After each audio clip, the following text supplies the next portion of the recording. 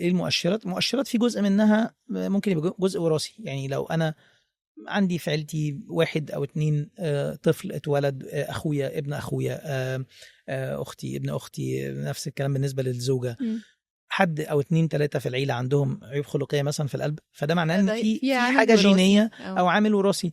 فساعتها يفضل انه طبعا دلوقتي قل جواز القرايب شويه، زمان مع جواز القرايب كمان كان بيزود البردن ده شويه، بالذات لو العيلتين عندهم جينز فيها الميوتيشن دي او الخلل ده، وبالتالي كان بيزود النسبه. فلو في حد عنده، المفروض ان هو يعمل سكريننج.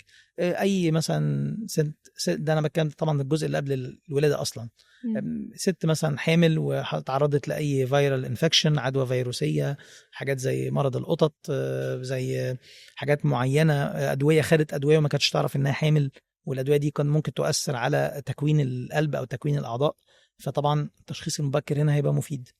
طبعا دي الحاجات اللي ممكن نعرف بيها قبل الولاده.